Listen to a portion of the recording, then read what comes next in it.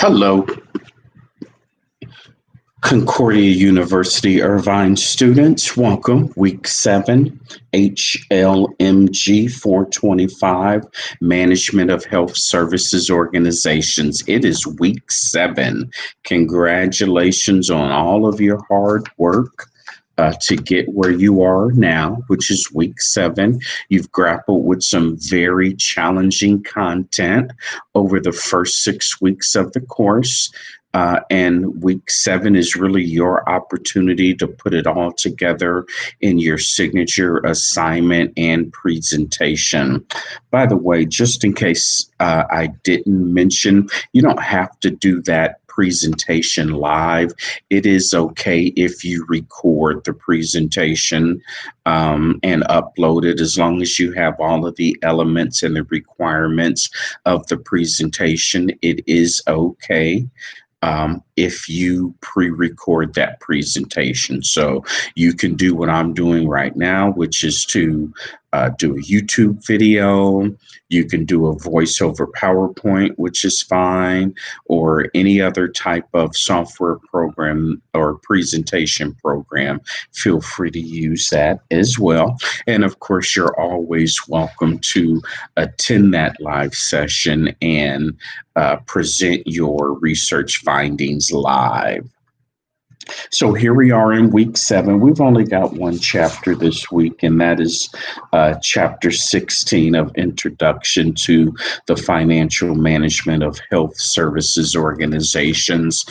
And, as I read over the chapter while prepping for this lecture and prepping for this session, not a lot of kind of future trends there. I think once upon a time, chapter 16 probably addressed some future trends, but the truth is right now, everything's in flux with the whole transfer of power between the presidents and Congress and the Senate. So, to be determined as far as what those future healthcare reforms will continue to look like.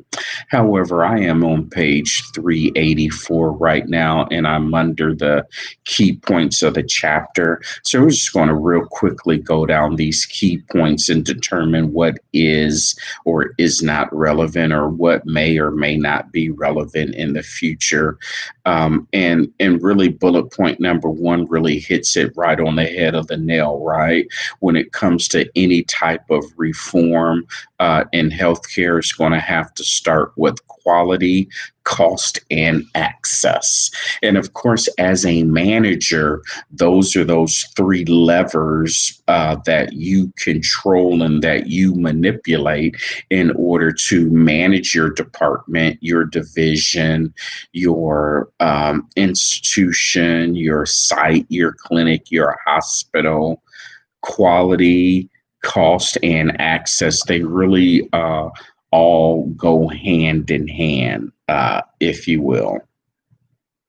So quality obviously measures that clinical outcome or the outcome of the intervention. And we've already learned in this course that a lot of that reimbursement has shifted towards activities such as fee for service or other activities, and it has shifted it to more of a assessment or evaluation of the clinical outcome. Once upon a time, if you had a patient that was released from the hospital and that patient was readmitted within 30 days, once upon a time, a hospital could get reimbursed for that. Or if a patient was admitted to your hospital and they acquired a hospital-acquired infection, once upon a time, hospitals were reimbursed for that, but not anymore. So if a patient is readmitted to your or admitted to your hospital and they are readmitted within 30 days for the same or similar condition, there's no reimbursement there. If a patient checks into your hospital with a specific condition and then acquires a condition while they're in the hospital, there's no reimbursement for that either. So the payers have now shifted from an activity-based reimbursement to a reimbursement based on the quality of the outcome. Does that lower costs? Perhaps it does. Certainly, from the payer's perspective, it lowers their reimbursement costs because it puts more of the risk and accountability on the service provider in order to deliver quality care in the first instance that would in fact lower the cost. And then there's that question of access, right?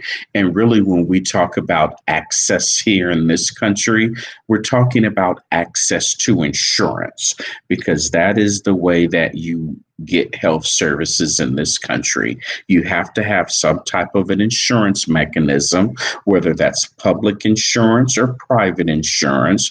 We've talked a little bit about public insurance, such as Medicare, Medicaid, TRICARE, Indian Health Services, and other types of supplements that the public sector aids with access to insurance. As a matter of fact, about 65 cents out of every dollar is paid by some type of a public insurer. So that means that access to those health services were at the complements of the federal government, if you will. And then the other part of access is from private employees, a private insurance, and this is usually employer-based health care. And then, of course, there are people that can afford to pay out of their pocket as well, that can buy their own access to quality care. So quality, cost, and access. There's been a lot of attempts at healthcare reform since the mid 1990s. Perhaps the most successful happened in 2010, which was the Affordable Care Act, also known as the Patient Protection and Affordable Care Act. While it is still the law of the land, it has been severely gutted, especially when it comes down to the individual mandate that citizens would either have to acquire health insurance or pay some type of a penalty, if you will. And so part of that jostling back and forth between the states that were opposed to the ACA and those that were pro ACA was that penalty for not having insurance was an actual penalty, or was it a tax? If it was a penalty, then the law would be legal. And if it was a tax, it would be illegal, because only Congress has the power to tax interstate commerce. And so, to make a long story short, the Supreme Court did decide that it was not a tax, and it allowed the ACA to move forward. And so we'll just kind of have to see where we are right now, and see if the new presidential administration is able to reinforce and build the infrastructure back into the ACA so it can provide valuable access to health care for citizens that can't afford it, or citizens that have pre-existing conditions that before passage of the ACA, insurance companies could deny service because of those pre-existing conditions. So we've got the Medicare access, we've got the CHIPS access, which is the Children Healthcare Insurance Program. Those, at least the CHIPS program, and actually the Medicare program, those seem to have been protected by Congress over the last 10 to 15 years.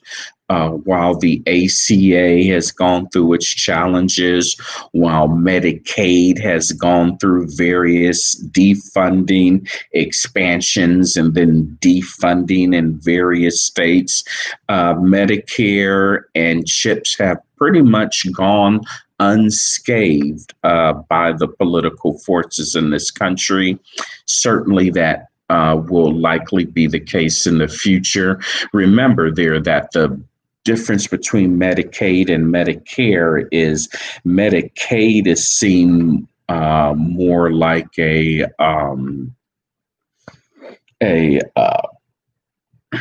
not really an entitlement program, but a safety net program that you know, people that are underprivileged, economically challenged, kind of fill in the blanks, if you will.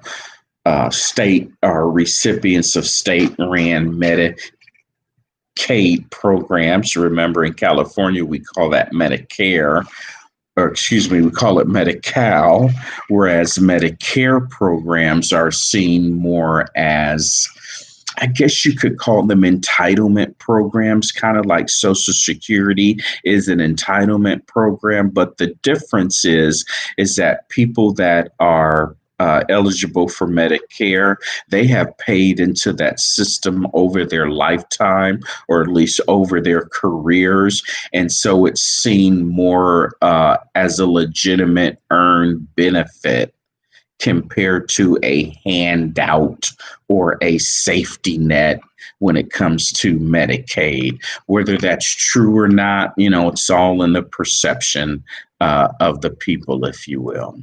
So we're just kind of moving down the list here. When it talks about the absence of meaningful healthcare reform, yeah, so just to be continued, let's talk a little bit about the free market, because obviously that's what we operate in here in the United States, a free market system where sellers are free to bring their wares to the market. Buyers are free to come into the market. Buyers and sellers negotiate. And when they come to an agreement, you have something called the price. And so that price represents all the information that is known about that product or service. And it's an agreement between either the producer or the seller and the buyer or the consumer. And once they have the meeting of the minds, also known as the price, then you have a free market business transaction. So what's the difference? Well, we talked about it already, the third party payer. That's the major difference in healthcare. You have a third party, also known as the insurance company, that gets in between the negotiation, if you will, between the provider and the patient. And obviously, since they are spending money, then they have some say. So you can have and have had situations where the provider decides of a certain care plan or a certain intervention that the patient needs. The patient agrees that, yes, I want this care plan, or yes, I want this intervention.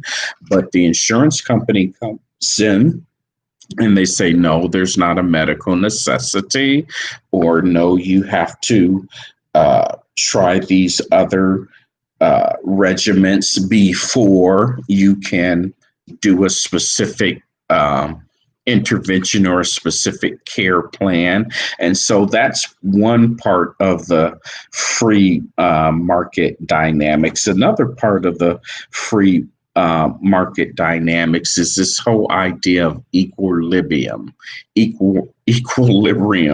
And the whole idea of equilibrium is that everyone that wants to sell products have free access to the market. Everyone that wants to buy a product or service has free access to the market. And then you create something called equilibrium, which is these natural economic forces that bring balance into the market. There's a famous economist, Joseph Smith, that talks about the invisible hand that comes in there and creates market equilibrium. Well, you haven't had that in healthcare. And the reason why is that you have, I guess now about 40 million people that would love to have access to health care, but do not have access to health care because either they don't qualify for public insurance, they don't have private insurance from an employer, and as a result of that, they have no access into the healthcare market other than coming in through, let's say, the emergency department, which utilizes very high resources there. So, as a result of 40 million people wanting access to the market but not having access to the market, there's no way that you can have price equilibrium. And that's why you see healthcare costs continue to rise, particularly as it relates to the percentage of gross national product. And we haven't talked about GDP a lot and the effects of healthcare spending on GDP. So, real quickly, I want you to think of GDP from your own micro world as the total expenditure of your family. So let's say we're talking right now, and in the year 2020, your family made $100,000. Well, what if I told you that 20% of your family's GDP went towards health care? Would that be sustainable for your family? Probably not. And as an extension of that, it's not sustainable by the United States. So anytime you've got such a large percentage of healthcare spending as it relates to your total expenditures, you're starting to climb a bridge that is unsustainable. We've looked at healthcare spending as a percentage of GDP in other countries. And, ideally, you want to keep that number under double digits. And so now we have doubled that number and we're trending towards 20% or higher. So it's going to be up to you as managers in the healthcare space to manipulate those three levers: quality, access, and cost, in order to bring the total overall spending in healthcare down. Yeah. And so I think that's it there. Those last couple of bullet points aren't relevant there, especially that last one. President Trump ran on a platform to repeal and replace Obamacare, but also known as the ACA, but after 4 years, and including a unified Senate and Congress, they were able to do that, or unable to do that. And so now we are left with an ACA that is on life support right now. That certainly has political indifference for at least half of the country, political wise. And then, of course, there are 40 plus million people that would love some type of access to healthcare. And probably the best way they're going to do that is through some type of healthcare reform, whether it be the ACA or another type of form that the political forces decide to agree upon. So I think that's about it for week 7. I look forward to either listening to your pre-recorded presentations or you presenting those presentations live in Wednesday sessions. So please reach out to me with any questions, comments, or concerns. And God bless you. And I look forward to reading your work.